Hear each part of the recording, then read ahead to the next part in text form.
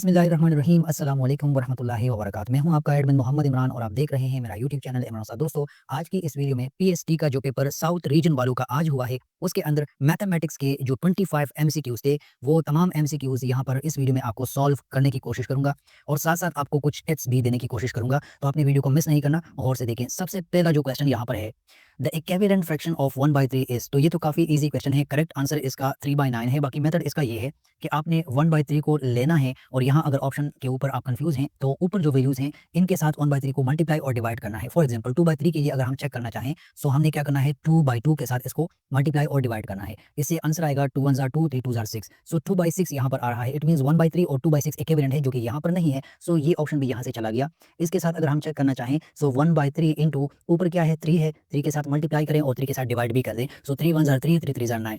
ये इसका equivalent fraction आ रहा है। बाकी जब आप पेपर करेंगे तो कंफ्यूज होंगे, तो आपने हर एक ऑप्शन को लाजमी चेक करना है। 4 के लिए हम यहाँ पर 4 मल्टीप्लाई करेंगे। सो 1/3 इंटू 4 डिवाइडेड बाय 4। ठीक हो गया। 4 1 4 4 3 12। 4/12 यहाँ पर कहीं भी नहीं है। सो इट मीन्स ये 4 के लिए भी ठीक नहीं आ रहा। और 5 के साथ अगर हम चेक करेंगे 1/3 इंटू 5/5। ठीक हो गया। सो 5 1 5 डिवाइड बाय 5 3 15। सो ये भी यहाँ पर नहीं है। इट मीन्स हमारा जो हमने फर्स्ट यहाँ पर आंसर दिया 3/9, वो इसका इक्विवेलेंट फ्रैक्शन है 1/3 का।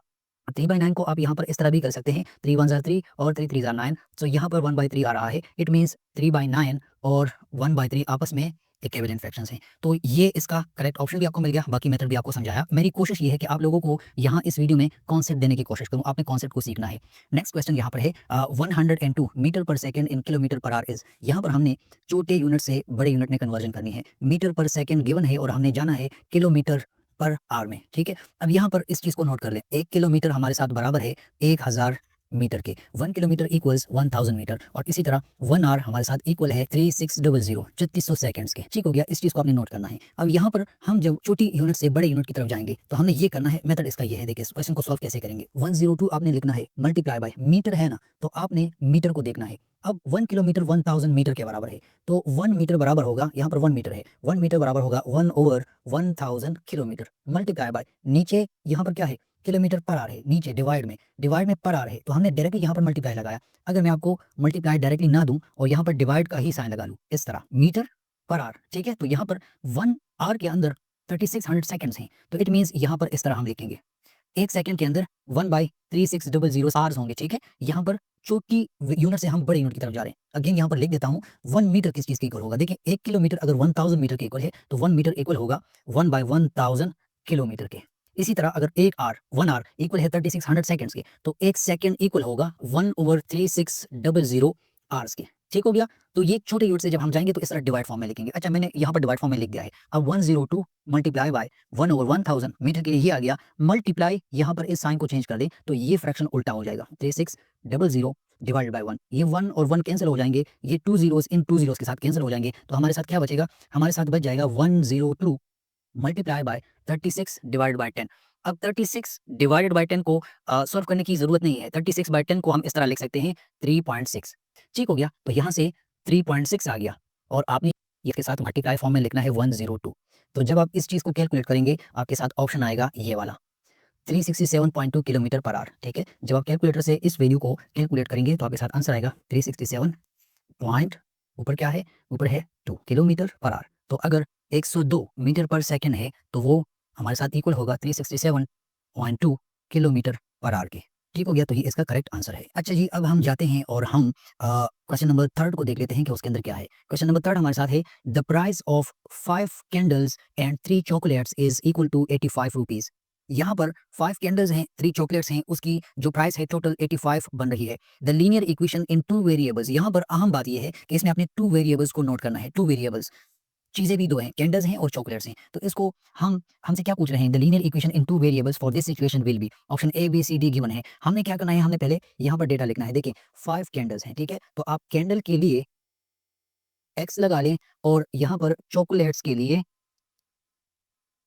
वाई लगा लें। ठीक है, सो अब according to the question 5 candles हैं, सो 5x आ जाएगा प्लस 3 चॉकलेट्स हैं, 3 चॉकलेट्स और इक्वल्स टू 85 इनकी टोटल प्राइस है, ठीक है। तो ये इसका लीनियर इक्वेशन बन चुका है। यहाँ पर ऑप्शन के अंदर ये कहाँ पर है, 5x + 3y = 85। इसका करेक्ट आंसर ये वाला है। बाकी इसमें कोई मुश्किल चीज़ नहीं है, इसके ऊपर ज़्यादा डिस्कशन नहीं करेंगे। If the perimeter of the rectangle is 34 centimetre and we increase its length by 2.5 centimetre, then there will be a difference of dash centimetre in its perimeter. देखिए, रेक्टेंगल की पेरीमीटर की बात हो रही है। सो रेक्टेंगल के लिए हमने पेरीमीटर का फॉर्मूला इस तरह से लगाना है। पेरीमीटर हम जानते हैं कि रेक्टेंगल के लिए इक्वल है 2 × लेंथ प्लस ब्रेड्थ। यहाँ पर कमाल इस क्वेश्चन में ये है कि आपने इसको सॉल्व करना ही नहीं है, आपने सिर्फ ये देखना है कि यहाँ पर इंक्रीज कहाँ पर आ रही है, लेंथ के अंदर इंक्रीज आ रही है और वेट इसका एज इट इज रह चुका है। सो आपने क्या करना है, आपने जो इंक्रीज वैल्यू है लेंथ की वो लगानी है यहाँ पर, ठीक है। P = 2 × लेंथ में कितना इंक्रीज है, 2.5। सो यहाँ पर आपने 2.5 लगाना है, ठीक हो गया। और अब आपने और कुछ नहीं करना, 2.5 के साथ 2 को मल्टीप्लाई करना है, ठीक हो गया। कैसे करेंगे, देखिए 5 × 2 = 10, 1 कैरी हो गया, 2 × 2 = 4, 4 + 1 5, ठीक है। तो यहाँ पर जो पेरीमीटर था पहले वो था गिवन क्या है, 34 सेंटीमीटर। यहाँ पेरीमीटर 34 सेंटीमीटर है, ठीक है। और उसमें लेंथ को हमने इंक्रीज किया 2.5 के साथ, ठीक हो गया। 2.5 के साथ लेंथ में इंक्रीज आया, तो इस लेंथ या वेट की वैल्यूज में इंक्रीज को हम देखेंगे। यहाँ पर लेंथ गिवन है, सो हम अगर लेंथ की वैल्यू को 2.5 के साथ इंक्रीज करेंगे, इट मींस वो यहाँ पर असर डालेगा और इसके साथ मल्टीप्लाई होगा और वो वैल्यू इंक्रीज के बाद जो पेरीमीटर की वैल्यू आएगी वो यहाँ से मल्टीप्लाई करने के बाद आ जाएगी। सो पेरीमीटर में टोटल जो इंक्रीज 2.5 लेंथ में हमने की, उसने पेरीमीटर में डिफरेंस कितना आएगा, यहाँ आपने देखना है 5 सेंटीमीटर का डिफरेंस आएगा, ठीक है। 5 सेंटीमीटर का डिफरेंस किस चीज़ में आएगा, पेरीमीटर के अंदर। तो आपने इसमें कंफ्यूज नहीं होना, ये काफ़ी ईजी है। बस इसमें आपने सिर्फ इस चीज़ को नोट करना है कि यार आपको फॉर्मूला याद होना चाहिए। Perimeter = 2 × length plus weight rectangle के लिए। यहाँ पर करेक्ट ऑप्शन 5 यहाँ पर आ चुका है। यहाँ पर इन्होंने क्वेश्चन में लिखा था measure of N exterior angle of any triangle is. अब मुझे याद नहीं कि ये पेपर में मैंने गलत लिखा है या पता नहीं क्या, ये मैयर भी हो सकता है। खैर, यहाँ पर ऑप्शंस के अंदर अगर हम सोचेंगे, देखिए रेक्टेंगल ट्राइंगल हमारे पास किस शेप का होता है, इस शेप का होता है। एक एंगल यहाँ पर होता है, एक यहाँ पर, एक यहाँ पर। इसके 3 इंटीरियर एंगल्स होते हैं जिनकी सम इक्वल होती है 180 के। और एक्सटीरियर एंगल एक यहाँ पर होता है, एक यहाँ पर होता है और एक यहाँ पर होता है। 3 इंटीरियर एंगल्स होते हैं और 3 इसके एक्सटीरियर एंगल्स होते हैं। इसके जो एक्सटीरियर एंगल्स की सम है, ठीक है, वो हमारे साथ हमेशा इक्वल होती है 360 के, ठीक हो गया। 360 के इक्वल होता है। अब यहाँ पर ये मेजर का वर्ड मुझे कंफ्यूज कर रहा है, ये वाला वर्ड हो सकता है MEASURE, मेजर। सो हम अगर एक्सटीरियर एंगल, एक एंगल की वो मेजरमेंट निकालेंगे एक्सटीरियर एंगल के लिए, तो क्या करेंगे, 360 को आप 3 पर डिवाइड कर दें, ठीक हो गया। सो इससे 120 आएगा। इसका करेक्ट ऑप्शन मैंने ये वाला निकाला है। अगर सम यहाँ पर मांग रहे हैं तो करेक्ट ऑप्शन 360 होना चाहिए, लेकिन यहाँ पर सिर्फ मेजरमेंट एक्सटीरियर एक एंगल की मांगी जा रही है जनरली। तो जनरली हमारे साथ sum of the exterior angles of a triangle 360 के इक्वल है और एक एंगल हमारे साथ 120 के इक्वल आता है। सो इसका करेक्ट ऑप्शन कंफर्म 120 ही आ रहा है, ठीक हो गया। अब जाते हैं और नेक्स्ट क्वेश्चन को देख लेते हैं। अच्छा, ये बड़ा जबरदस्त किस्म का क्वेश्चन है। If the fair for 34 kilometre is rupees 1190, what will be the fair for 48 kilometre. यहाँ पर आपको किलोमीटर में डिस्टेंस गिवन है और उसकी जो प्राइस है, जो खर्चा है वो भी गिवन है। 48 किलोमीटर के लिए आपने फाइंड करना है। 34 किलोमीटर के लिए अगर 1190 की वो प्राइस है, ठीक है, फेयर का रेट है। यहाँ पर आपको 1 किलोमीटर पहले फाइंड करना है। 1 किलोमीटर आपने पहले फाइंड करना है, तो उसका आसान हल ये है कि आप 1190 को डिवाइड कर दें 34 के ऊपर। अब इसमें बेशक कैलकुलेशन है और ये क्वेश्चन कुछ लेंथी टाइप के हैं, सो इससे वैल्यू आएगी 35। यानी 1 किलोमीटर के लिए, 1 किलोमीटर के लिए आपके पास जो खर्च आएगा वो है 35 रुपीज़। अब क्वेश्चन में क्या पूछ रहे हैं, 48 किलोमीटर के लिए हमें बताएं कि कितना खर्च आएगा। सो आपने 48 के साथ 35 को मल्टीप्लाई करना है। जब आप 48 और 35 को मल्टीप्लाई करेंगे तो आपके साथ ये वाला ऑप्शन आएगा, 1680 रुपीज़, 1680 रुपये का खर्चा 48 किलोमीटर के ऊपर आएगा। सो ये इसका करेक्ट ऑप्शन है। नेक्स्ट क्वेश्चन पे जाते हैं और देखते हैं वहाँ पर क्या है। Find the cost of painting a cuboid container of length 4 metre, width 3.5 metre and height of 6 metre at the rate of rupees 43.78 per square metre. अब ये कोई कॉन्सेप्चुअल क्वेश्चन नहीं है, it is a type of, आप इसको रट्टा कह लें। आपको फॉर्मूले का पता होना चाहिए, ठीक है। क्यूबाइड कंटेनर के लिए आपको इसका जो सरफेस एरिया है उसके फॉर्मूला का आपको याद होना चाहिए। हमारे साथ यहाँ पर जो चीज़ें गिवन हैं वो हम पहले लिख लेते हैं। लेंथ हमारे पास यहाँ पर गिवन है 4 मीटर, ठीक हो गया। विड्थ हमारे पास गिवन है 3.5 मीटर और इसी तरह हाइट हमारे साथ है इसका 6 मीटर और रेट हमारे पास क्या है, रेट हमारे साथ है 43.78, ठीक हो गया। ये इसका रेट है, 43.78 रुपीज़ इसका रेट है। अब आपको इसके सरफेस एरिया का या टोटल सरफेस एरिया का पता होना चाहिए, TSA, टोटल सरफेस एरिया का आपको पता होना चाहिए। ये हमारे साथ टोटल सरफेस एरिया इसका है 2 मल्टीप्लाई बाय LW यानी length into width plus LH length into height plus WH width into height. अब यहाँ पर ऊपर से ये वैल्यूज़ आपने जल्दी-जल्दी पुट करनी है और ये काफ़ी लंबा क्वेश्चन है। लेंथ की वैल्यू 4 मीटर है, विड्थ की वैल्यू हमारे पास 3.5 मीटर है, प्लस लेंथ की वैल्यू 4 मीटर है, हाइट की वैल्यू हमारे साथ 6 मीटर है, प्लस विड्थ की वैल्यू हमारे पास 3.5 है और हाइट की वैल्यू अगेन हमारे साथ 6 है। आपने इन सबको कैलकुलेट करना है। इससे जो वैल्यू आएगी वो आपने यहाँ पर लगानी है, प्लस इससे जो वैल्यू आएगी 6 4 ज़ार 24 वो आपने यहाँ पर लगानी है और इससे जो वैल्यू आएगी वो यहाँ पर लगानी है। मैं जल्दी से यहाँ पर लिख लेता हूँ 2 इंटू इससे हमारे साथ जो वैल्यू आएगी वो आएगी 14 प्लस इससे जो वैल्यू आएगी वो आएगी 24 और इससे जो वैल्यू आएगी वो आएगी 21। ठीक हो गया? ये इनकी कैलकुलेशन है। अब आपने इन सबको ऐड करना है। इन सबको ऐड करने के बाद आपने यहाँ पर फिर 2 के साथ मल्टीप्लाई करना है। सो इन सबको अगर हम ऐड करेंगे, यहाँ से वैल्यू आएगी 59। इट मीन्स आपने 59 के साथ 2 को मल्टीप्लाई करना है। जब आप 59 के साथ 2 को मल्टीप्लाई करेंगे तो आपके साथ वैल्यू आएगी 118। ठीक है? ये इसका टोटल सरफेस एरिया आ गया, मीटर स्क्वायर। ठीक है? ये इसका टोटल सरफेस एरिया आ गया। अब इसके साथ वो जो रेट की वैल्यू थी वो मल्टीप्लाई करनी है। 118 के साथ आपने 43.78 को मल्टीप्लाई करना है, जो कि ऑप्शन आपके पास है 5166.04। यहाँ पर इसके ऑप्शंस के अंदर 5166.04 ये वाला ऑप्शन इसका करेक्ट है, ऑप्शन डी। सो क्यूबाइट की पेंटिंग के ऊपर हमारा 5166.04 रुपयों का खर्चा आएगा, जो कि ऑप्शन डी है। अच्छा, ये लंबा क्वेश्चन है। Ali give 10% of time to Islamiat, 20% of time to science, 20% of time to English, 20% of time to mathematics, 30% to the remaining subjects. What is the angle of the remaining subjects on the pie chart? इसके लिए formula अगर किसी को याद हो तो वो easily solve कर लेगा, अदरवाइज ये क्वेश्चन रह जाएगा। पाई चार्ट के लिए ये फॉर्मूला आपने याद रखना है, ठीक है? अच्छा, पाई चार्ट हमारे साथ टोटल इक्वल होता है 360 डिग्री के। सही हो गया? एक ऐसा सर्कल टाइप का चार्ट होता है पाई चार्ट। ठीक हो गया इसका? ये इसके पार्ट्स होते हैं। यहाँ पर जो फॉर्मूला है वो ये है एंगल का। आपको क्वेश्चन में ये पूछा जा रहा है आपसे, what is the angle of the remaining subject? Percentages given है, 30% रिमेनिंग सब्जेक्ट्स को उसने टाइम दिया है, तो परसेंटेज गिवन है, हमने एंगल फाइंड करना है। Angle of a specific part in pie chart. ठीक है? ये हमारे साथ इक्वल होता है गिवन परसेंटेज,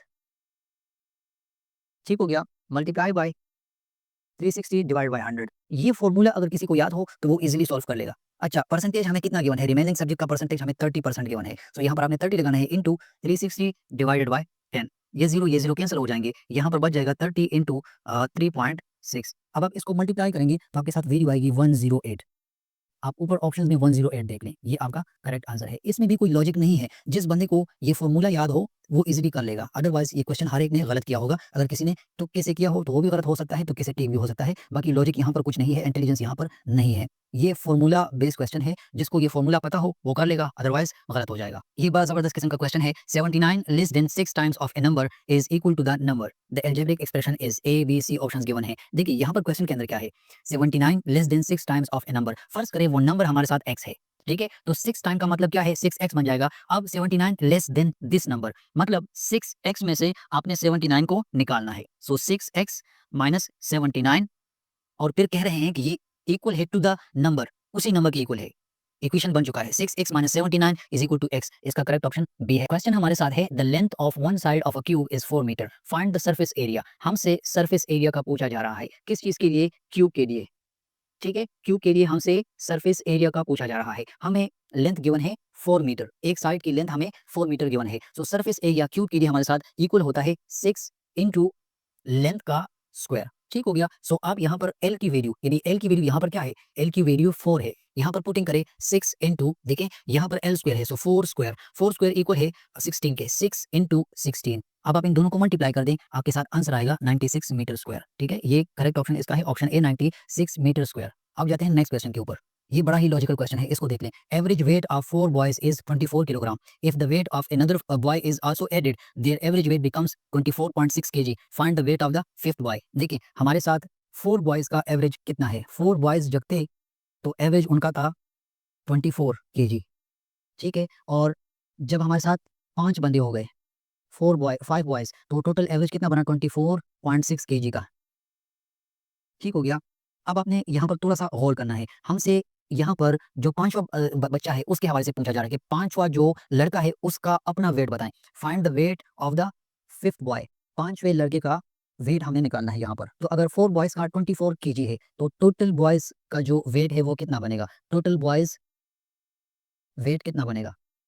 ये बनेगा 24 इंटू 4। ठीक हो गया? 24 इंटू 4 जो कि बन रहा है 96 केजी।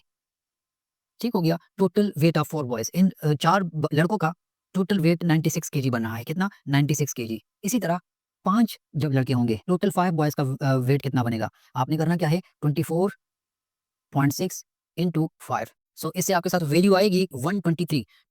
123 यहाँ पर मल्टीप्लिकेशन है। टोटल 4 बॉयज़ का जो वेट है वो 96 आ गया और 5 बॉयज़ का जो वेट है वो 123 आ गया। अब हमने करना क्या है, हमने 5 बंदों के वेट से 4 बंदों का वेट निकालना है, तो एक बंदे का वेट हमें मालूम पड़ जाएगा। 123 से हमने 96 को निकालना है। जब हम 96 को निकालेंगे तो हमारे साथ 27 केजी का आंसर आएगा। 27 यहाँ पर ऑप्शन बी है। इट मीन्स वो जो 5वां लड़का हमने ऐड किया, उसका जो वेट हमने ऐड किया, उसके बाद एवरेज 24.6 बना। ठीक है, तो उसका अपना जो वजन है वो है 27 केजी। नेक्स्ट क्वेश्चन को देख लेते हैं। The total surface area of a cylinder whose height is 12.4 centimetre and radius is 2.1 centimetre will be. यहाँ पर हमें टोटल सरफेस एरिया सिलेंडर का निकालना है। हाइट हमें गिवन है और रेडियस हमें गिवन है। ठीक है, इसके लिए हमने सिंपल फॉर्मूला नोट करना है। इस केस में टोटल सरफेस एरिया इक्वल होता है 2 pi r into r plus h. ठीक हो गया। अब यहाँ पर r की वैल्यू हमें पता है और इसका जो हाइट है h, उसकी वैल्यू भी हमें पता है। जस्ट पुटिंग करनी है 2 पाई। r की वैल्यू क्या है? r की वैल्यू हमारे साथ है 2.1 सेंटीमीटर। 2.1 सेंटीमीटर, यहाँ पर अगेन 2.1 सेंटीमीटर और साथ में आपने प्लस लगाना है और हाइट की जो वैल्यू है वो हमारे साथ है 12.4 सेंटीमीटर। अब ये एक लंबा चौड़ा कैलकुलेशन वाला क्वेश्चन बन चुका है। 2 इंटू 3.1416, ये पाई की वैल्यू, ये 2.1 एज इट इज आएगा और इन दोनों को ऐड कर ली तो ऐड करने के बाद हमारे साथ आएगा 14.5। अब आपने इन सबको कैलकुलेट करना है। इसमें सिर्फ कैलकुलेशन का मसला है, आपका टाइम वेस्ट होगा कैलकुलेशन के ऊपर। ये इस तरह के क्वेश्चन पता नहीं इधर क्यों दे रहा है, जस्ट वेस्ट ऑफ टाइम है, लेंथी है। यहाँ पर आपने कैलकुलेशन करनी है। अब डायरेक्टली मैं भी कैलकुलेशन नहीं कर सकता। अच्छा, जब हम इसको कैलकुलेट कर लेते हैं तो हमारे साथ आंसर आएगा 191.326 ये इसमें कहाँ पर है? 191.326 यहाँ पर ईटा के ऑप्शन में एक ये था और बाकी ये थे। सो करेक्ट आंसर इसका ये वाला है। जब आप इसको कैलकुलेट कर लेंगे तो 191 की वैल्यू आ चुकी है और 191 के अलावा और कोई वैल्यू यहाँ पर नहीं है। सो इसका करेक्ट ऑप्शन ये वाला है, ऑप्शन ए। नेक्स्ट क्वेश्चन देख लेते हैं। यहाँ पर ये एक लंबा क्वेश्चन है। अब इसमें सिर्फ डिवीजन का इंटेलिजेंस देख रहे हैं ये लोग और इतना लंबा क्वेश्चन दिया हुआ है। चले हम इसको सॉल्व कर लेते हैं। 2x³ गिवन है, फिर गिवन है -5x²y, फिर गिवन है +5xy², फिर -3y³। आपने इसको ए से लॉन्ग डिवीजन के थ्रू करना है। 2x - 3y। देखिए यहाँ पर 2x है और यहाँ पर 2x³ है। इट मीन्स हमें एक x² की जरूरत है। सो 2x जब x² के साथ मल्टीप्लाई होगा सो 2x³ आएगा, -3x² और फिर y। अब आपने इसको यहाँ पर माइनस करना है, ये साइन चेंज हो जाएंगे, ये कैंसिल हो गए। यहाँ पर प्लस इंटू माइनस माइनस हम माइनस लगाएंगे क्योंकि बड़ी वैल्यू के साथ माइनस है। 5 से 3 जाएगा, सो यहाँ पर आएगा 2x² y और ये दो वैल्यूज एज इट इज नीचे आ जाएंगी, 5x y² -3y³। अब थोड़ा नीचे जाते हैं और इसको कर लेते हैं। अच्छा, हम अब -2x² y को देख लेते हैं। एक तो इसके साथ माइनस मल्टीप्लाई होगा, दूसरा x यहाँ पर है, x² यहाँ पर है। ठीक है, तो हम एक x मल्टीप्लाई करेंगे, यहाँ पर एक y भी इसके साथ मल्टीप्लाई होगा। सो यहाँ पर आएगा 2 -2x इंटू x² और y एज इट इज आ जाएगा। फिर माइनस इंटू माइनस प्लस लगेगा और यहाँ पर हम ये देख लेते हैं कि जब माइनस और माइनस मल्टीप्लाई होकर प्लस बन गया 3xy²। ठीक हो गया। अब हमने यहाँ पर प्लस लगाना है, यहाँ पर माइनस लगाना है, ये दोनों कैंसिल हो गए। प्लस इंटू माइनस माइनस और बड़ी वैल्यू के साथ प्लस है। सो 5 से 3 निकलेगा, यहाँ पर आएगा 2xy² -3y³। अब यहाँ पर 2xy² है और यहाँ पर सिर्फ 2x है, यहाँ पर हम प्लस y को मल्टीप्लाई कर लेंगे। ठीक हो गया, प्लस y² को, क्योंकि यहाँ पर y² ही बन जाता है। सो 2xy², 2xy² देखें, ये 2 इसके साथ मल्टीप्लाई होगा तो 2y² आ जाएगा और ये x भी मल्टीप्लाई हो जाएगा। सो 2xy² आ गया। अब यहाँ पर माइनस है, यहाँ पर प्लस है, प्लस इंटू माइनस माइनस आएगा और 3y³ बन जाएगा। प्लस माइनस और ये प्लस, ये देखें, ये भी कैंसिल और ये भी इसके साथ कैंसिल हो जाएगा। सो हमारे साथ क्या बचेगा? हमारे साथ कुछ भी आखिर में नहीं बचेगा, यहाँ पर 0 आ जाएगा। ठीक हो गया। इट मीन्स हमारे पास ऑप्शन आ गया x² -xy + y²। ये हमारा करेक्ट आंसर है और ये इसमें कहाँ पर है? x² -xy + y²। ये यहाँ पर है, ऑप्शन डी। नेक्स्ट क्वेश्चन को देख लेते हैं। जबरदस्त किस्म का क्वेश्चन है, ये काफी शॉर्ट है। अच्छा देखिए, यहाँ पर एलिमिनेशन का मेथड थोड़ा सा यूज कर ले। यहाँ पर माइनस है और यहाँ पर पावर क्यूब है। ठीक है, तो ये भी नहीं आता और दूसरा इसमें 12 तो बिल्कुल भी नहीं आता क्योंकि यहाँ पर 4 है, तो ये भी नहीं आता। इन दोनों के ऊपर सोचा जा सकता है, -64 a पावर 6 और +64 a पावर 5 के ऊपर। इसके साथ भी प्लस है तो इसको भी हमने खत्म करना है। एक ऑप्शन रह गया, करेक्ट ऑप्शन इसका ये है। बाकी सॉल्व यहाँ पर इस तरह करेंगे, -4 के ऊपर ये 3 अप्लाई होगा और a के ऊपर यानी ए स्क्वायर के ऊपर भी ये 3 अप्लाई होगा। कुछ दिन पहले इस चीज़ को मैं समझा चुका हूँ। माइनस के ऊपर जब 3 आए तो माइनस ही आएगा, पावर ऑड है और 4 को आपने 3 टाइम्स मल्टीप्लाई करना है, ठीक है? तो यहाँ पर 64 आएगा और ए 2 और 3 को आपने ऐड करना है, पावर ऑफ पावर रूल है, 2 3 ज़ार 6 सॉरी मल्टीप्लाई करना है, 2 3 ज़ार 6 सो ए पावर 6 माइनस 64 ए पावर 6 करेक्ट ऑप्शन इसका ये वाला है। काफ़ी ईज़ी है। ये भी बड़ा ज़बरदस्त किस्म का क्वेश्चन है और काफ़ी ईज़ी है। हमें एक इक्वेशन गिवन है सीक्वेंस के लिए, 7 टर्म हमसे माँगा जा रहा है। सो हमने यहाँ पर n की वैल्यू सिर्फ पुट करनी है 7। सो ए 7 यानी 7 टर्म 3 into 7 प्लस 5 इस इक्वेशन में सिर्फ 7 पुट करना है। सो 7 3 ज़ार 21 प्लस 5 इससे आंसर आएगा 26। ठीक हो गया, ये इसका करेक्ट ऑप्शन है, इसके ऊपर ज्यादा बात नहीं करेंगे। 16 नंबर क्वेश्चन को देख ले। ए shopkeeper bot a book for rupees 560 rupees and sold it for rupees 600। Profit percentage आपने यहाँ पर निकालना है। कुछ दिन पहले इसी चैनल के ऊपर वीडियो अपलोड कर चुका हूँ। यहाँ पर पहले आप ये देख लें कि इसको प्रॉफिट हो रहा है या नहीं। 560 रुपए की एक चीज खरीदी और 600 रुपए की बेच दी, इट मीन्स इसको 40 रुपए का प्रॉफिट मिल रहा है। प्रॉफिट कितना मिल रहा है? 40 रुपयों का प्रॉफिट मिल रहा है। फॉर्मूला में आपने कंफ्यूज नहीं होना। प्रॉफिट यहाँ पर कैसे निकलेगा? Profit is equal to cost price selling price minus cost price. So selling price कितना है? 600 माइनस कॉस्ट प्राइस कितना है? खर्चा इसका कितना है था? 560। सो यहाँ पर 40 की वैल्यू आ रही है। अब इसका परसेंटेज आपने निकालना है। सो प्रॉफिट परसेंटेज का फॉर्मूला ये है, प्रॉफिट यानी ये value divided by cost price और मल्टीप्लाई बाय 100। अब इसको आपने कैलकुलेट करना है। प्रॉफिट कितना है? 40 डिवाइड बाय कॉस्ट प्राइस इसका कितना था? 560 मल्टीप्लाई बाय 100। जब आप इस चीज को कैलकुलेट कर लेंगे तो आपके साथ ऑप्शन आएगा 7.14 इतना परसेंटेज इसको इजाफा हो रहा है। ये ऑप्शन ए इसका करेक्ट आंसर है। ठीक हो गया। नेक्स्ट क्वेश्चन को देख लेते हैं। What is the value of x in the simultaneous equation 7x 4y is equal to 10 and 10x and 2x plus 3y is equal to 65। ये काफी लंबा किस्म का क्वेश्चन है। देखें, हमें गिवन है 7x 4y इक्वल्स 10, ये फर्स्ट इक्वेशन है। सेकंड इक्वेशन हमें गिवन है 2x plus 3y is equal to 65। अब आपने इसको मैट्रिसेस के फॉर्म में लिखना है। इसके और भी मेथड्स हैं, लेकिन मैं जल्दी यहाँ पर मैट्रिक्स का मेथड यूज कर लेता हूँ। देखिए, यहाँ पर है 7, यहाँ पर है 2, यहाँ पर है -4, यहाँ पर है +3। किस चीज के लिए? x के लिए और y के लिए। इक्वल्स इस साइड पर कौन कौन सी वैल्यूज है? एक है 10, दूसरा है 65। ठीक हो गया। अब ये वाला मैट्रिक्स a है, ये वाला मैट्रिक्स x है और ये वाला मैट्रिक्स हमारे पास b है। ठीक हो गया। तो अब आपने यहाँ पर करना क्या है? आपने यहाँ पर या तो आप क्रैमर रूल का यूज करें या फिर आप यहाँ पर इन्वर्जन मेथड कर लें। ठीक है, क्रैमर रूल को देख लेते हैं। क्रैमर रूल हमारे साथ किस तरह होता है? ए एक्स का determinant divide by A determinant, तो ये हमारे साथ एक्स की वैल्यू आएगी और यहाँ पर वाई की वैल्यू के लिए हमारे साथ आएगा ए वाई डिटर्मिनेंट डिवाइड बाय ए। ठीक हो गया। हम पहले ए डिटर्मिनेंट निकाल लेते हैं। सो ए डिटर्मिनेंट कैसे निकलेगा? इस फॉर्म में लिख लेंगे यहाँ पर इसको 7 -4 2 3। ठीक हो गया। ए डिटर्मिनेंट हम यहाँ पर निकाल रहे हैं। 7 × 3 21 माइनस -4 × 2 -8। यहाँ पर 21 प्लस 8, इससे क्या आंसर आएगा? 29। ये आपके साथ ए डिटर्मिनेंट आ गया। ठीक है, 21 प्लस 8 आपके साथ 29 इसका डिटर्मिनेंट आ चुका है। अब यहाँ पर x की वैल्यू के लिए हम ये वाला मेथड करेंगे। ठीक है, x की वैल्यू के लिए हम ऐसा लिखेंगे ax ax का डिटर्मिनेंट हम निकाल रहे हैं। ax इज इक्वल टू जो x की वैल्यूज है ना, उसकी जगह हम 10 65 लिख लेंगे।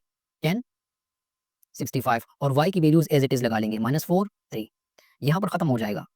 10 × 3 -4 × 65। ठीक हो गया। यहाँ पर 30 आएगा, माइनस इंटू माइनस प्लस आएगा। 4 × 65 से क्या वैल्यू आती है? 4 × 65 से हमारे साथ वैल्यू आती है 260। सो यहाँ पर 260 लगा लेंगे। अब इन दोनों को हमने ऐड करना है प्लस 30। ठीक है, तो 260 प्लस 30 290। ये इसका ए एक्स का डिटरमिनेंट आ गया। अब हम एक्स की वैल्यू निकालने के लिए इसको यूज करेंगे। एक्स की वैल्यू निकालने के लिए ए एक्स का डिटर्मिनेंट उसकी जो वैल्यू है डिवाइडेड बाय ए डिटर्मिनेंट उसकी जो वैल्यू है। सो ए एक्स डिटर्मिनेंट की वैल्यू क्या आई? 290 डिवाइडेड बाय ए डिटर्मिनेंट की वैल्यू क्या आई है? 29। सो 290 को अगर आप 29 के ऊपर डिवाइड करेंगे आपके साथ आंसर आएगा 10। ठीक हो गया, ये इसका करेक्ट ऑप्शन है 10। अच्छा, बड़ा ही जबरदस्त किस्म का क्वेश्चन है। पहला कॉम्प्लेक्स नंबर ये है, दूसरा कॉम्प्लेक्स नंबर ये है और यहाँ पर z1 × z2 की बात हो रही है कि आप इसकी वैल्यू निकाल लें। तो इसकी वैल्यू निकालने के लिए मैंने आपको कुछ दिन पहले एक वीडियो में ये चीजें सिखाई थी। आपने इस पूरे कॉम्प्लेक्स नंबर को पहले 3 के साथ मल्टीप्लाई करना है। 6 3 क्या आता है? 18 आता है, प्लस 3 3 9 आयोटा। इसका किस्सा खत्म हो गया 3 का। अब -5 आयोटा के साथ इस पूरे को मल्टीप्लाई करना है। सो -6 5 30 आयोटा, फिर plus into minus -3 5 15 iota square. Iota square की वैल्यू मैं कुछ दिन पहले आपको बता चुका हूँ -1 के इक्वल है। तो यहाँ पर आयोटा स्क्वायर की वैल्यू पुट कर ले। 18 plus 9 iota minus 30 iota minus 15 और आयोटा की जगह -1। अब इसको आपने सिंपल कैलकुलेट करना है। देखिए 18 प्लस इंटू माइनस माइनस आएगा हम ऑपरेशन माइनस का करेंगे। 30 में से जब 9 चला जाएगा तो यहाँ पर हमारे साथ बच जाएगा 21, ठीक है। 21 यहाँ पर -21 लगाना है क्योंकि बड़ी वैल्यू के साथ ये माइनस का साइन है। 18 - 21 अयोटा आ गया और minus into minus plus, 15 1 jar 15। अब सिंपल आपने करना क्या है, आपने 18 + 15 करना है। 18 + 15 -21 अयोटा, ठीक है। 18 + 15 करेंगे, 18 + 15 33। सो यहाँ पर 33 - 21 अयोटा, यहाँ पर वैल्यू में कहाँ पर है 33 - 21 अयोटा। इसका करेक्ट ऑप्शन ये वाला है, ठीक है। ये मेथड है इसका। इस क्वेश्चन में हमने करना क्या है, इसमें हमने नेगेटिव करना है। देखिए मास ऑफ बल्ब हमें गिवन है 12 मिलीग्राम और मास ऑफ ट्यूब हमें गिवन है 25 ग्राम्स। दो यूनिट्स हैं, एक है mg यानी मिलीग्राम, दूसरा है ग्राम।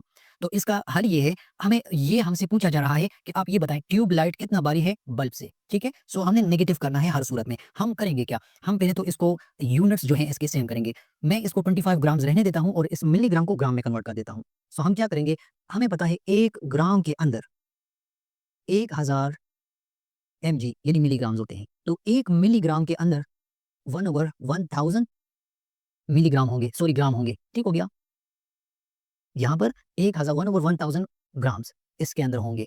1 मिलीग्राम के अंदर 1/1000 ग्राम्स होंगे। तो यहाँ पर वैल्यू क्या गिवन है 12 मिलीग्राम, ठीक है। यहाँ पर 1 मिलीग्राम अगर इसके बराबर है तो 12 मिलीग्राम इक्वल होगा 12/1000 ग्राम्स के, ठीक है। जब आप 12/1000 करेंगे तो आपके साथ वैल्यू आएगी 0.012 ग्राम्स, ठीक हो गया। अब 0.012 ग्राम में आ चुका है और 25 ग्राम ऑलरेडी आपके साथ है।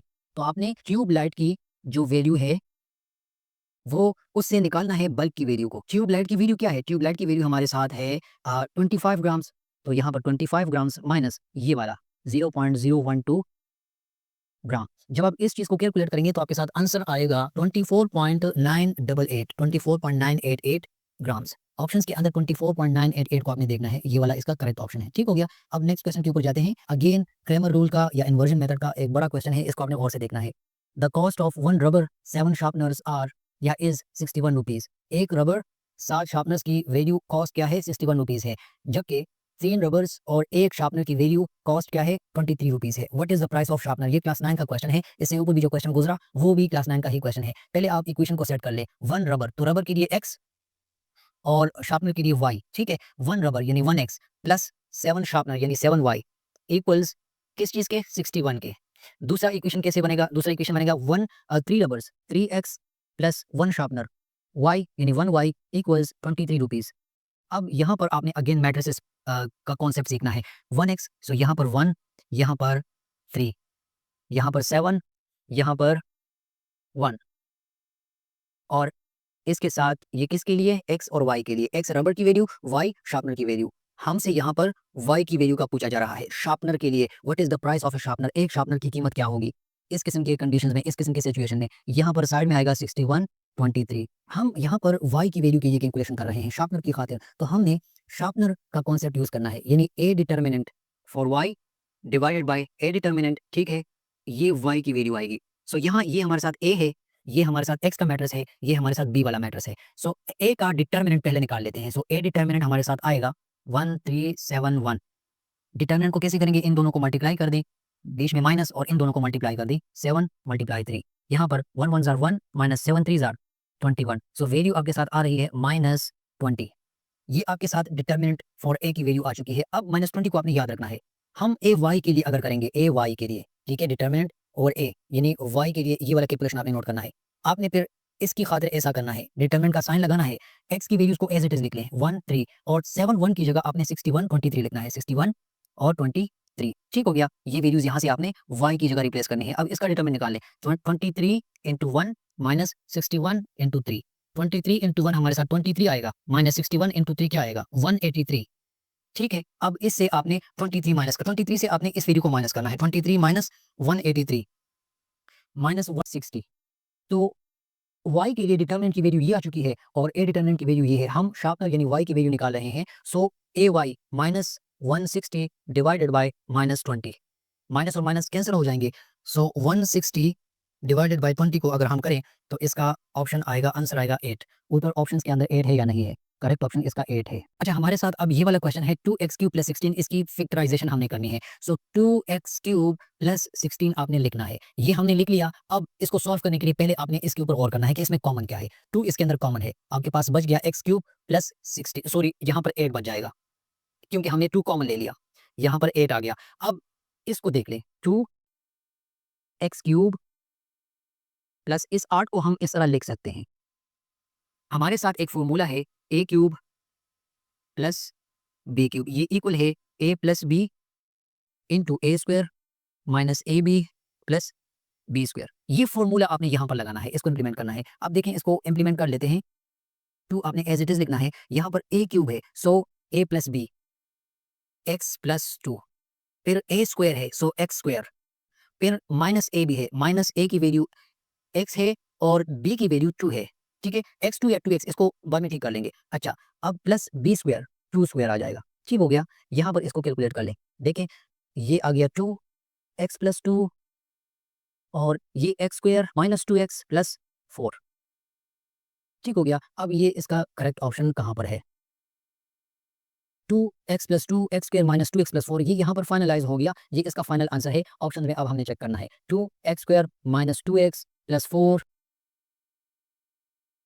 ये वाला है option C, 2x plus 2 x² minus 2x plus 4। ठीक हो गया, ये इसका करेक्ट ऑप्शन है। नेक्स्ट क्वेश्चन के ऊपर जाते हैं। 22, find an expression for the perimeter of a rectangle where area is given by 2x² minus 7x minus 4। ये अब यहाँ पर एक जबरदस्त किस्म का क्वेश्चन तो नहीं कहेंगे, लंबा है। यहाँ पर आपने पहले पेरीमीटर का फॉर्मूला याद रखना है। ट्राइंगल के लिए पेरीमीटर का फॉर्मूला है 2 इंटू लेंथ प्लस वेट। एक फैक्टर लेंथ का है, दूसरा फैक्टर वेट का है। ये आपने अपने जहन में नोट करना है। इसको मैं यहाँ पर इक्वेशन 1 का नाम दे देता हूँ। अब इस चीज को आपने उठाना है, 2x² माइनस 7x माइनस 4, इसको आपने फैक्टराइज करना है। यहाँ पर माइनस 4 है, यहाँ पर प्लस 2 है, सो माइनस 4 और प्लस 2 जब मल्टीप्लाई होते हैं ये हमें माइनस 8 का आंसर देते हैं। हमने ऐसी दो वैल्यूज को मल्टीप्लाई करना है जिससे माइनस 8 आ जाए और उसके एडिशन या सब्ट्रैक्शन से माइनस 7 आ जाए। सो 2x² minus 8x plus x minus 4। देखिए, अब ये इक्वेशन इसी के बराबर है। यहाँ पर कॉमन ले लें, इससे 2x कॉमन चला गया, यहाँ पर बचा x माइनस 4। यहाँ से प्लस 1 कॉमन लगाएंगे, x माइनस 4 अंदर बच गया। अब x माइनस 4 एक यहाँ पर है, दूसरा यहाँ पर है, सो आपने x माइनस 4 को यहाँ पर लगाना है और 2x प्लस 1 यहाँ से कॉमन ले लिया। x माइनस 4 से x माइनस 4 आ गया, 2x प्लस 1 यहाँ से आ गया। अब इन दोनों को आप देख लें, ये लेंथ की वैल्यू हो गई, ये वेट की वैल्यू हो गई। पेरीमीटर के अंदर इसको आपने अप्लाई करना है। पेरीमीटर का फॉर्मूला क्या था? Length plus weight, x minus 4 plus 2x plus 1। आप इसको कैलकुलेट कर लें, 2 into x minus 4 plus 2x plus 1। देखिए, x प्लस 2x, इससे 3x आ गया और माइनस इंटू प्लस माइनस आता है। ठीक है, हम माइनस ही लगेंगे, 4 से जब 1 निकालेंगे 3 आएगा, 3x माइनस 3 आ गया। अब ये 2 अंदर मल्टीप्लाई कर लें, 2 3 जार 6x माइनस 6। ऑप्शंस के अंदर 6x माइनस 6 आपने देखना है। ऑप्शंस के अंदर 6x माइनस 6 ऑप्शन सी है। ये क्लास 9 का क्वेश्चन है। If both sum and product of roots of the quadratic equation mx² minus 5x plus n is equal to 0 are equal to 10, then the values of m and n will be. m और n की value आपने निकालनी है। Sum of the roots और product of the roots हमारे साथ 10 के equal है। पहले तो आप सम ऑफ रूट्स को सीख ले। सम ऑफ द रूट्स ये हमेशा इक्वल होता है माइनस b बाई a के। ठीक है, और प्रोडक्ट ऑफ रूट्स हमारे साथ इक्वल होता है c बाई a के। इन दोनों को आपने याद रखना है। माइनस b बाई a और c बाई a दोनों हमारे साथ अकॉर्डिंग टू द क्वेश्चन 10 के इक्वल है। हमने ये यहाँ पर नोट कर लिया। अब हमारे साथ इक्वेशन कौन सा है? mx² minus 5x, mx² minus 5x plus n equals to 0। यहाँ पर a की वैल्यू हमारे पास क्या है? a की वैल्यू हमारे पास m है, b की वैल्यू हमारे पास माइनस 5 है और c की वैल्यू हमारे साथ n है। ठीक हो गया। यहाँ पर देख लें, जब मैं सम ऑफ द रूट्स करूंगा, ठीक है, तो माइनस b बाई ए लगाऊंगा, तो उसकी जगह वैल्यू मतलब माइनस b बाई ए, इसके लिए हम लगाएंगे माइनस b की वैल्यू क्या है? माइनस 5 है, बाई a की वैल्यू क्या है? m, माइनस 5 बाई m, ये इससे आ गया इक्वल्स टू 10। ठीक हो गया। अब आपने इसको कैलकुलेट करना है, minus into minus plus 5 divide by m is equal to 10। अब आप देख लें, m इस साइड पर आ जाएगा, 10m बन जाएगा, 10m और ये 5 इधर रह गया। अब m की वैल्यू निकालने के लिए हम 10 को इस साइड पर लेकर आ जाएंगे, 5 डिवाइडेड बाई 10, सो इससे आएगा 1 ओवर 5 1 जार 5, 2 5 जार 10। m की वैल्यू हमारे साथ 1/2 आ चुकी है। ठीक है, 1/2 आ चुकी है। अब हम इसको देख लेते हैं कि इसमें प्रोडक्ट ऑफ रूट क्या है। प्रोडक्ट ऑफ रूट हमारे साथ क्या है? प्रोडक्ट इक्वल है c बाई a के। c की वैल्यू यहाँ पर n है, m की वैल्यू, a की वैल्यू यहाँ पर m है, n/m, और ये बराबर है हमारे साथ 10 के। ठीक हो गया, 10 के इक्वल है अकॉर्डिंग टू द क्वेश्चन। यहाँ पर m की वैल्यू को आपने लगाना है, n डिवाइडेड बाय m की वैल्यू क्या है 1/2 इक्वल्स टू 10। अब आपने सिंपल इसको 1/2 को बोथ साइड पे मल्टीप्लाई करना है। देखिए इस तरह n डिवाइड बाय 1/2 इनटू 1/2, ये दोनों एक दूसरे को कैंसिल कर लेंगे और ये यहाँ पर 1/2 मल्टीप्लाई हो जाएगा। सो इससे यहाँ पर 10/2 आ जाएगा। 10/2 से हमारे साथ 5 2 ज़ा 10, ठीक है, यहाँ पर 5 आ चुका है। सो हमारे साथ m की वैल्यू 1/2 और n की वैल्यू 5 है। 1/2 और 5 हमने ऑप्शंस के अंदर देखना है। 1/2 और 5, ऑप्शन ए हमारे साथ इसका करेक्ट आंसर है। 24 नंबर क्वेश्चन हमारे साथ है, if y varies jointly as x and z and y is equal to 33 when x is equal to 9 and z is equal to 12, find the value of y when x is equal to 16 and z is equal to 22। इसको आपने इस तरह से करना है। देखिए आपके पास 3 quantities हैं, x, y और z। ठीक हो गया। जब x की वैल्यू हमारे साथ 9 थी तो y की वैल्यू 33 थी और z की वैल्यू 12 थी। अब हमने फाइंड करना है y की वैल्यू को, यानी इसको, और x की वैल्यू 16 गिवन है और z की वैल्यू 22 गिवन है। आपने यहाँ पर गौर करना है वेरीज जॉइंटली, ये तीनों क्वांटिटीज डायरेक्ट प्रोपोर्शनल के अंदर हैं, यानी ये भी और ये भी। इसको आप यहाँ पर ये क्वेश्चन मार्क हटा देता हूँ और इसको मैं यहाँ पर एक वेरिएबल का नाम देता हूँ, फॉर एग्जाम्पल a। ठीक हो गया, और इसको मैं यहाँ इस साइड पर लेकर आता हूँ, 33 a इस तरह लगा लिया। अब ये 9 16 इस तरह लगा लिया, एरो मेथड से करेंगे इसको, और z के लिए 12 22 इस तरह हमने इसको लगा लिया। अब इसको कैलकुलेट कर लेते हैं। हेड और टेल रूल में इस चैनल के ऊपर समझा चुका हूँ। टेल के ऊपर जो वैल्यू है वो ऊपर आएगी, a divide by 33 equals 16 divide by 9 multiply by 22 divide by 12। आप देख लें ये यहाँ पर कैलकुलेट हो सकता है, 6 2 ज़ा 12 और 11 2 ज़ा 22। अब यहाँ पर 16 के साथ हमने 11 को मल्टीप्लाई करना है और 9 के साथ 6 को मल्टीप्लाई करना है, और ये a डिवाइडेड बाय 33 हमारे साथ एज इट इज आएगा। 16 और 11 जब आपस में कैलकुलेट होंगे, जब 16 और 11 को हम मल्टीप्लाई करेंगे तो हमारे साथ वैल्यू आएगी 176। अब ये अच्छा खासा टाइम वेस्टेज है, ठीक है, और चिन्ह में 54, यहाँ पर 54 आएगा।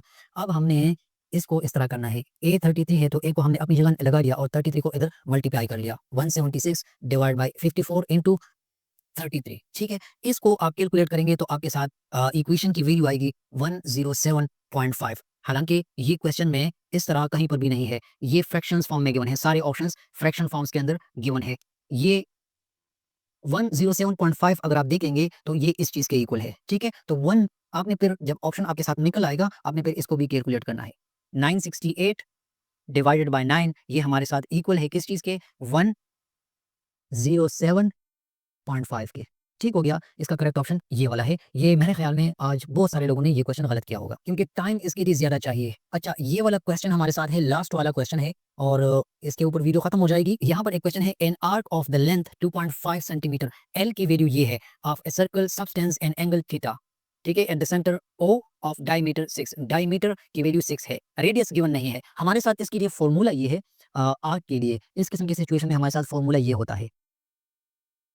इस फॉर्मूला को आपने नोट करना है। फॉर्मूला हमारे साथ है L equals to R theta. ठीक हो गया, अब यहाँ पर डायमीटर की वैल्यू गिवन है, ठीक है, R की वैल्यू गिवन नहीं है। सो R हमारे साथ इक्वल होता है d/2 के। आपने 6 को 2 के ऊपर डिवाइड करना है, 6 डिवाइड बाई 2, इससे रेडियस की वैल्यू आ जाएगी 3। सो R की वैल्यू हमारे साथ 3 आ गई। थीटा हम फाइंड कर रहे हैं और लेंथ की वैल्यू उन्होंने हमें दी है 2.5 सेंटीमीटर। ठीक है, 2.5, सो 2.5 यहाँ पर लगा लेंगे, इट मीन्स 3 थीटा। अब थीटा हमने निकालना है, ठीक है, रेडियंस में। सो 2.5 डिवाइडेड बाई 3 आपने इसको कैलकुलेट करना है और जब आप इसको कैलकुलेट करेंगे तो इससे आंसर आएगा 0.833 रेडियंस। ठीक हो गया, तो इसका ये करेक्ट ऑप्शन है 0.833 रेडियंस, ये इसका करेक्ट आंसर है, करेक्ट ऑप्शन है। बाकी मैंने स्टार्ट में कहा कि मैथमेटिक्स का जो सेक्शन था आज के पेपर में, पीएचडी के पेपर में, काफ़ी इजी था।